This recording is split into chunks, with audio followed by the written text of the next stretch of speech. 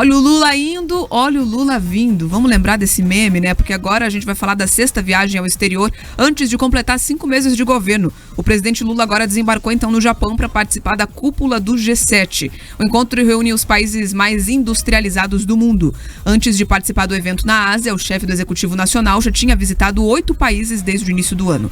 Em menos de 5 meses de gestão, o petista já realizou outras 5 viagens, passando por Argentina e Uruguai, Estados Unidos, China e Emirados Árabes Unidos, Portugal e Espanha e Inglaterra. Agora, o presidente Lula se prepara para participar do G7, que é o grupo das 7 nações mais industrializadas do mundo: Alemanha, Canadá, Estados Unidos, França, Itália, Japão e Inglaterra. Ele desembarcou ontem na cidade de Hiroshima e deve ficar no Japão até o próximo domingo, no dia 21 de maio. Além de acompanhar as reuniões dos chefes de governo, o presidente da República também terá reuniões bilaterais importantes. Estão sendo negociados encontros com o presidente francês Emmanuel Macron e com o primeiro-ministro do Canadá, o Justin Trudeau. O Itamaraty e auxiliares de Lula também fizeram parte da comitiva e estão articulando reuniões com representantes dos países que vão participar do G7. Segundo o governo brasileiro, Lula está participando do evento com o objetivo de reforçar a retomada das relações do Brasil no cenário internacional. O evento é importante. O encontro do G7 é o lugar onde você realmente consegue construir relações bilaterais, você articula grandes acordos comerciais, ou seja, você ter o presidente da República viajando para participar desse tipo de evento não é nenhuma surpresa e nenhum desvio. Pelo contrário, ele deve ir. Agora, o que me preocupa é o histórico. De todas as viagens que ele fez, a gente consegue ter pérolas, gafes, problemas. Então é isso. A gente precisa ter a certeza, Bia, que o decoro presidencial será mantido nessa viagem. E mais do que isso, será que a tônica da gastança do cartão corporativo correndo solto ali vai continuar? Porque é isso que a gente acompanhou em todas as outras viagens. Dezenas de milhões de reais foram utilizados durante essas viagens. A gente tem acompanhado ali alguns países fazendo inclusive sátiras em relação à primeira-dama, chamando de esbanja por conta, né, dos hábitos de consumo da nossa querida primeira-dama durante as missões oficiais. Então a gente tem que ficar muito atento, porque da mesma maneira que a gente falou do aspecto simbólico em relação à aposentadoria dos ex-governadores, um governante ele tem sim que dar alguns exemplos e ter alguns cuidados. Então, o cuidado com o dinheiro público, as falas que ele trará durante todo esse evento é determinante para a imagem do Brasil. E tem algumas peculiaridades, né? O presidente já deixou o país mais vezes e deixou ali o governo para o vice de uma maneira recorde. O Geraldo Alckmin tem sido, né, durante toda a nossa história da redemocratização, Bia, mais até do que o Marco Maciel, na época do Viajando Fernando Henrique Cardoso, como era chamado nos programas humorísticos.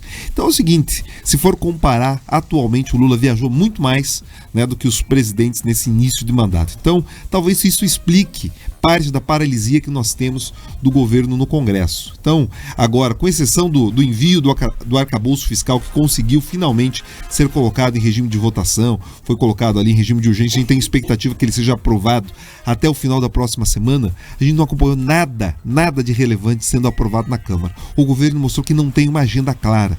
Talvez seja justamente a ausência do presidente, que segue talvez numa lua de mel interminável com a Janja.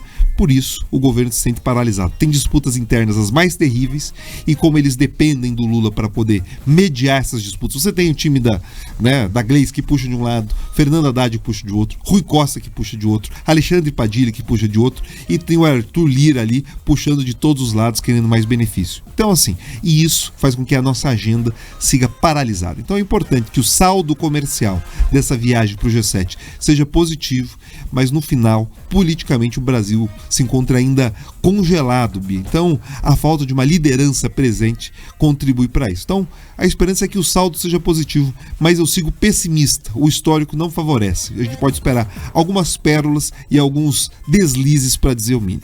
E o governo tem falado muito, né, Pedroso, dessa expectativa pelos 6 primeiros meses de governo para começar a apresentar balanços.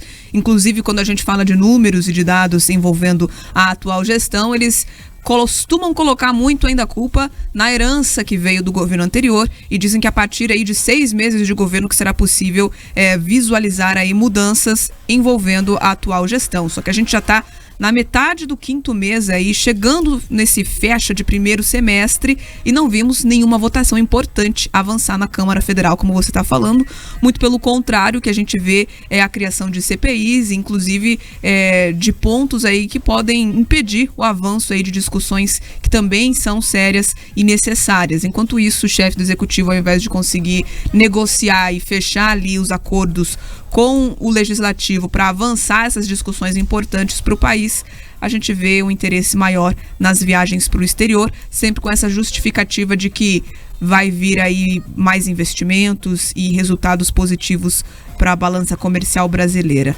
Ficamos nessa expectativa dos primeiros semestres, os primeiros 6 meses. Olha, é impressionante. Parece quando a criança fala, não, daqui uma semana, daí chega o final daquela semana, não vai. Ou melhor, lembrei agora, Bia, eu já tive que lidar com obra. Então você às vezes conversa com o pedreiro fala, não, fique tranquilo, semana que vem a gente termina. Chega na semana que vem ele fala, não, doutor, fica tranquilo, daqui 2 semanas vai estar prontinho. E nisso ele vai te enrolando. É o que o governo está fazendo. Eu lembro, vocês vão lembrar aqui, que a primeira desculpa era, não, nos 100 dias, fiquem tranquilos, que nos 100 dias vocês vão ter ali um grande evento, a gente vai anunciar os feitos do governo. Chegaram 100 dias, nada, água com açúcar. Daí agora eles falam nos 6 meses. Vamos chegar lá nos 6 meses, Bia, mais água com açúcar. Daí eles vão dizer, não, vocês têm que ter tranquilidade. A gente não terminou nem o primeiro ano. Agora que a gente vai aprovar as leis orçamentárias do Lula mesmo. Então, aguardem o final do 2º ano. E assim eles vão dando a barrigada, daí no final dos 4 anos eles vão dizer, olha, 4 anos não foram suficientes. A gente precisa de mais 4 anos para poder salvar o país que estava desmontado. Ou seja, quem é bom em desculpa, Bia, não é bom em nada.